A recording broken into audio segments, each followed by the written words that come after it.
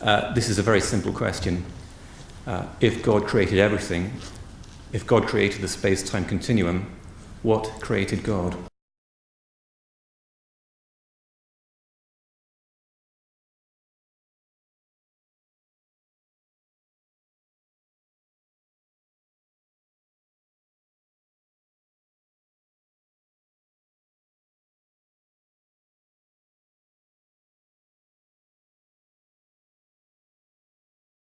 If God created everything, that is, if God created the space-time continuum, what created God?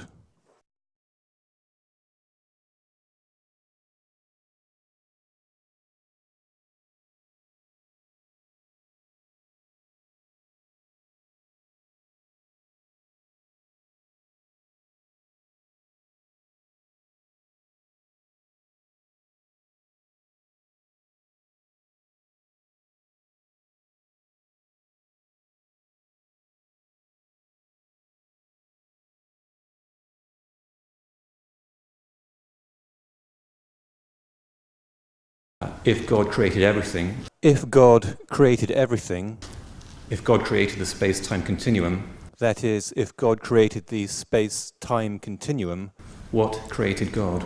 What created God?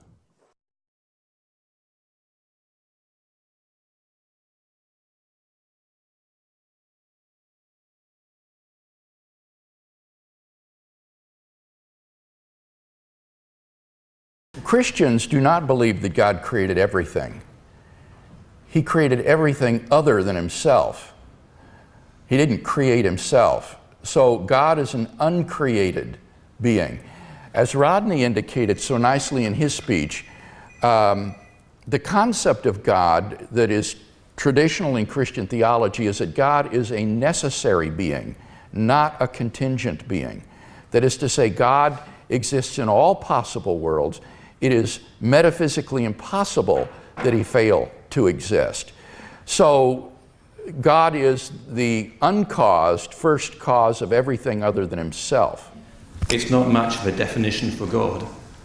Well, I wasn't offering a definition of God. I was just offering one of the many attributes of God. That I would also say things like God is omnipotent, omniscient, exists self-existently, is eternal, is morally perfect, and so forth. There are many, many attributes that will round out and give you a very theologically rich concept of God. But it's important to see that in Christian thinking, traditionally, God isn't a contingent being. That is to say, a being that just happens to exist. God just doesn't happen to exist. He's metaphysically necessary. He's a self-existent being. His existence, his non-existence is impossible. So that would answer the question then, well, what is God's cause, or where did God come from? Christians don't believe that everything that exists has a cause, because we think that God is uncaused and metaphysically necessary. In my arguments for the existence of God, I word the causal premise this way: everything that begins to exist has a cause. Anything that comes into being needs to have a cause. But an eternal, metaphysically necessary being is just uncaused.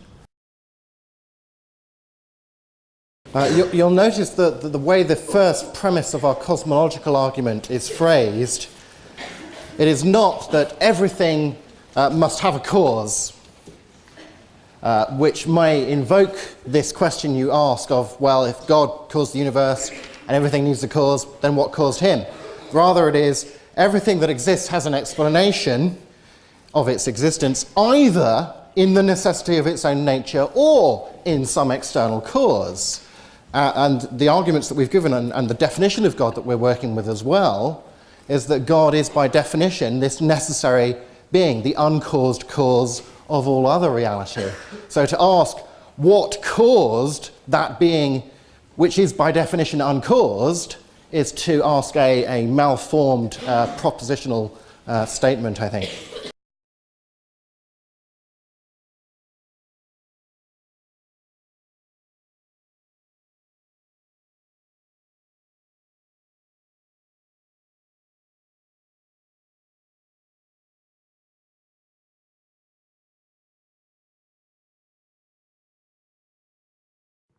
In fact, the whole who made God argument doesn't get them anywhere anyway. Let me illustrate it this way. Suppose I were to ask you who wrote this book.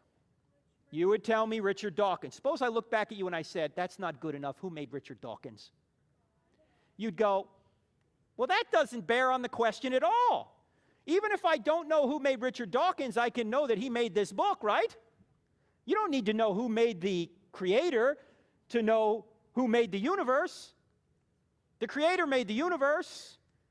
Whether or not he was created is another question. He wasn't, but it's an irrelevant question to who made the universe.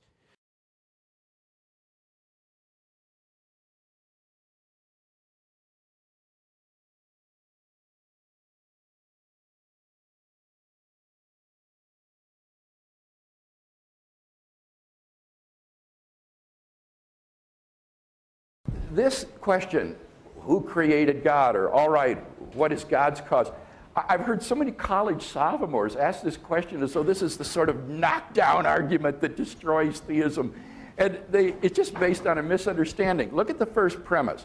Whatever begins to exist has a cause. That is to say, something cannot come into being out of nothing. Anything that begins to exist has a cause. But if something exists eternally, if it never comes into being, then it doesn't need a cause. And this is what the atheist has always said about the universe. This isn't special pleading for God. The atheist has typically said the universe is eternal and uncaused, and therefore there doesn't need to be anything beyond it. The problem is, philosophical argument and scientific evidence now make that improbable. So God, the answer is a timeless being beyond space and time, necessary in his existence, didn't have a beginning, and therefore is the first uncaused cause. So the question is really, what is the cause of the first uncaused cause? You know, which is sort of like asking about the name of the married bachelor's wife. You know, it just is meaningless.